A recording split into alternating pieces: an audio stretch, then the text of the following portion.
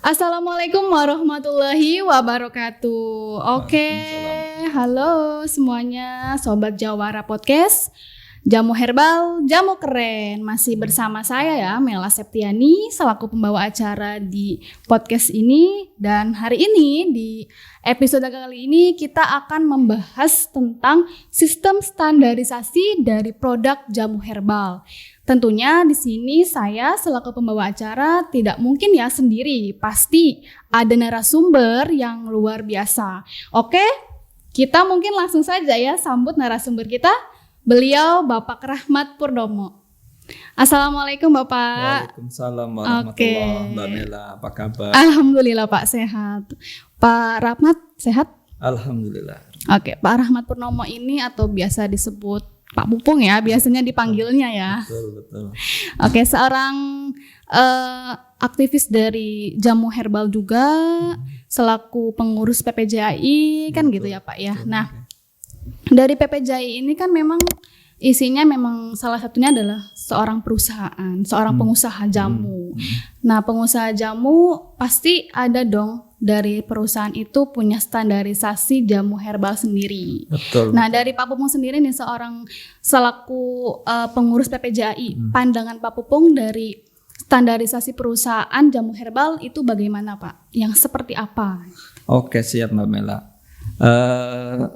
Semua perusahaan itu pasti akan memiliki standarisasi. Iya, betul. Nah, apalagi ini perusahaan kita atau PPJAI ini menaungi teman-teman yang bergerak di industri herbal.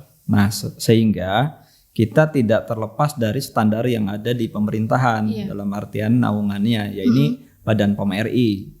Nah, jadi memang untuk jamu herbal ini di bawah tadi ada dua tanggung jawab yang dipegang oleh Badan POM, yaitu yang pertama adalah izin edar, yang kedua adalah pengawasan regulasi.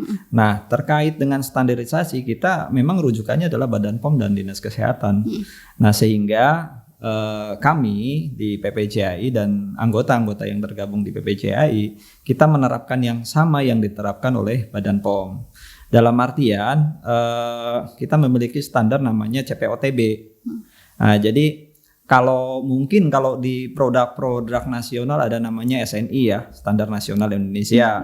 Nah, untuk jamu itu sendiri kita ada standar yang namanya CPOTB, cara pembuatan obat tradisional yang baik. Nah, ini standar ini dikeluarkan oleh Badan POM. Mereka menerapkan standar mutu di situ, baik mutunya, baik proses produksinya, baik pabriknya, begitu, baik dalam artian bahan bakunya. Mereka memang awasi betul itu.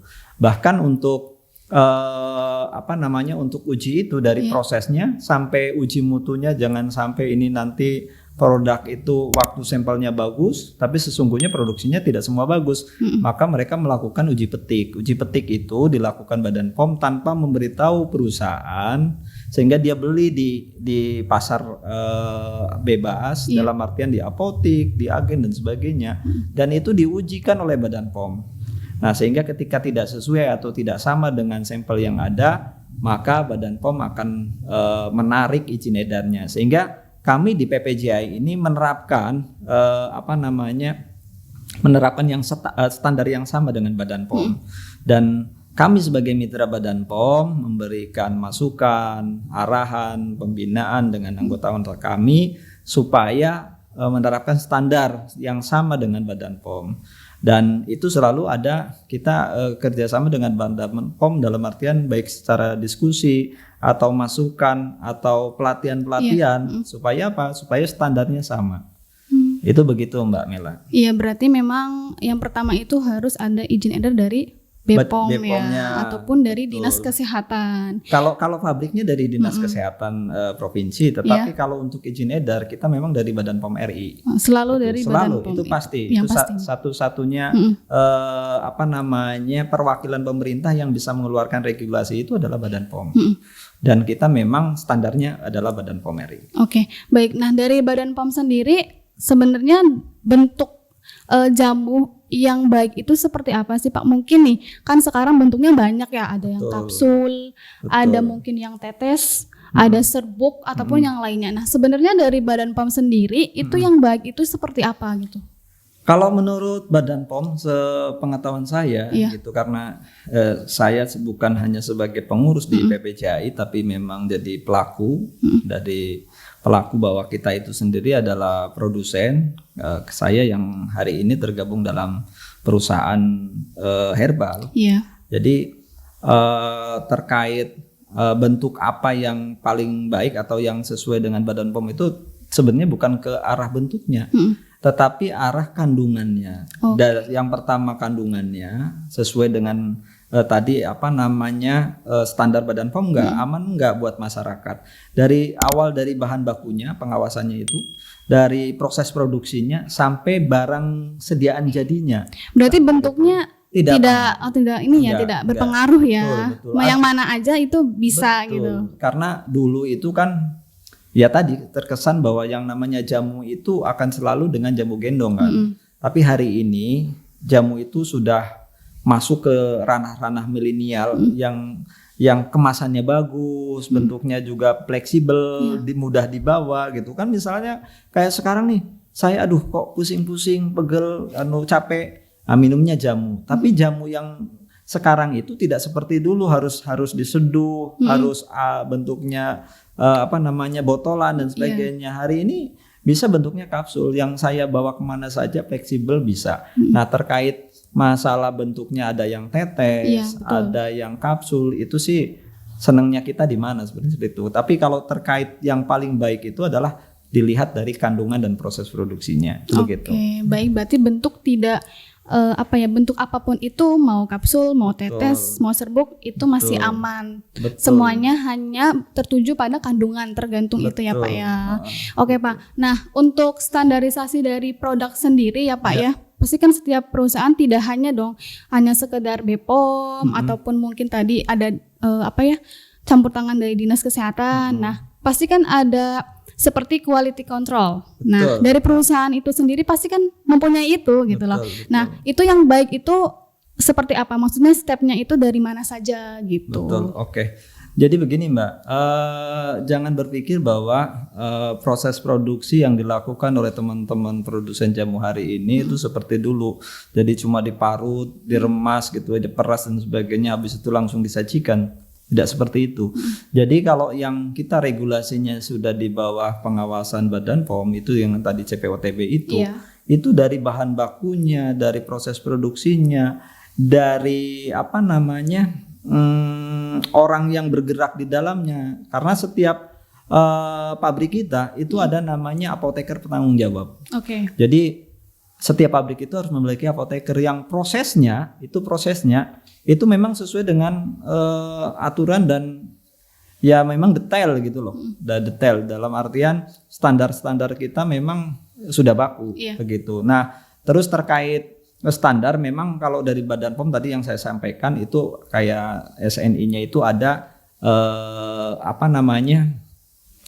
CPOTB atau SNI-nya gitu kan. Tapi kami di PPCAI ini termasuk saya di perusahaan saya di Denatur itu menerapkan satu lagi standar internasional. Kalau CPOTB kan standarnya nasional. Nah, kita pakai namanya ISO 9001:2015. Udah standarnya internasional berarti ya. Betul. Jadi itu kita sudah pakai 2 standar. Dan jadi di situ itu sudah sudah termasuk dari proses produksinya, quality controlnya gitu kan. Jadi standarnya ketika prosesnya itu baku dan seperti itu dan langsung diawasi terus, saya kira hasilnya juga akan sama. Itu seperti itu. Nah, quality control ini berarti dari bahan bakunya sendiri ada ininya ya berarti? Ada betul kontrolnya betul. gitu. Jadi kita itu begini, jadi termasuk bahan baku pun mohon maaf. Jadi kita memang banyak menyerap dari lokal juga, tetapi kita seleksi, selalu selektif. Kalau misalkan tidak sesuai dengan standar yang pabrik kita tentukan, kita tolak. Kayak gitu loh. Bahkan kita sampai menyiapkan kebun sendiri, kayak gitu kan, untuk tanamannya supaya apa? Supaya benar-benar herbal. Jangan-jangan bahan bakunya ini dengan mohon maaf pupuk kimia dan sebagainya. Kita siapkan betul sampai supaya hasil produksinya ini memang benar-benar herbal dan memberikan kepuasan bagi konsumen seperti itu. Oke, nah untuk sistem produksinya sendiri, apakah tadi kan kita ada singgung terkait dengan apoteker. Nah, apoteker itu hanya untuk mungkin isinya aja gitu loh, maksudnya hanya untuk tipsnya aja atau mungkin memang masuk ke produksinya juga? Oh iya, jadi ini bukan hanya mungkin Mbak Mela berpikir bahwa apoteker ini hanya sebatas figuran, ya kan? Atau cuma sebatas pengarahan teori belaka karena seperti dosen nerangin ke mahasiswanya. Enggak seperti itu Mbak Mela. Jadi apoteker ini ketika misalkan sebuah perusahaan ini ingin membuat sebuah produk tentang penyakit A gitu kan. Betul. Jadi apoteker ini meneliti atau membuka modul-modul di mana untuk obat ini tuh bahan herbalnya apa. Nah, habis itu diuji cobakan, habis itu diproduksi, setelah diproduksi dilabkan.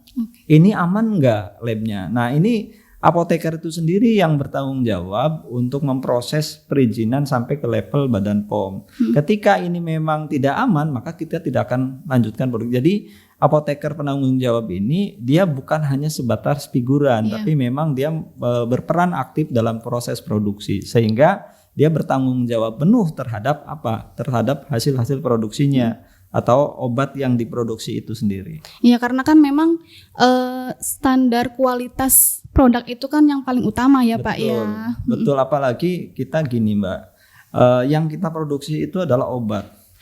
Yang ketika dikonsumsi masyarakat, ini kalau bahasanya itu emergensinya itu kelas A, kelas B gitu. Karena bisa mengakibatkan kalau misalkan ini yang kita konsumsi racun kan kita bisa menyebabkan kematian.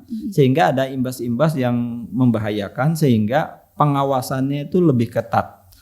Kenapa kita melibatkan apoteker atau memang Badan POM sendiri mensyaratkan salah satu dari syarat mendirikan pabrik adalah ada apoteker penanggung jawab, itu karena tadi untuk meningkatkan atau menjamin keamanan produk itu dikonsumsi oleh masyarakat umum. Oke Pak. Gitu. Coba Pak Pupung nih bisa mungkin kasih triknya gitu, cara untuk bisa menggunakan produk herbal yang jamu aman. ini yang aman, apalagi kan ya seperti yang kita tahu jamu memang tidak instan, berproses. Nah, bagaimana sih caranya agar apa yang kita makan dari jamu herbal itu bisa baik gitu, berkembang baik untuk perubahan kita apalagi di penyakitnya gitu. Jadi kepada masyarakat umum itu sebenarnya sekarang teknologi itu sudah sangat mendukung dan peran serta stakeholder yang di dalamnya termasuk pemerintah di bidang pengawasan dalam hal ini adalah Badan POM. Dia sudah memberikan satu kemudahan. Jadi bagaimana kita mendapatkan produk yang aman gitu untuk dikonsumsi. Itu bagaimana, baik enggak, bagus enggak kayak gitu kan. Itu sangat mudah. Jadi sekarang tinggal Bapak Ibu atau masyarakat ini membuka aplikasi di Google, di Play Store, itu namanya ada Cek BPOM. Di Cek BPOM ini salah satu jaminannya bahwa produk ini aman itu dia memiliki izin edar yang dikeluarkan oleh Badan POM, sehingga di kemasan itu akan tertulis POM TR. Nah, POM TR ini berarti bahwa produk ini sudah sudah masuk regulasinya Badan POM, sudah diujikan isinya apa saja, kira-kira aman dikonsumsi atau tidak, itu sudah dijamin oleh Badan POM. Sehingga sekarang masyarakat umum bisa mengecek nih, dicek cek BPOM ini di aplikasi, tinggal memasukkan kode kode POM TR-nya betul enggak, terdaftar enggak pertama, atau masukkan judulnya saja, nama mereknya, habis itu akan keluar ini merek itu produk siapa, PT apa, itu kandungannya apa saja, itu sudah insya Allah sudah mudah sekali untuk cek. Berarti sekarang sudah lebih modern ya, bisa langsung cek di web gitu kan, bisa nggak harus bertanya-tanya. Biasanya kan kalau nanya-nanya ini bisa bohong atau bener kan gitu. Tapi sekarang kalau sudah ada digital seperti ini, bisa cek di web, itu bisa lebih memastikan.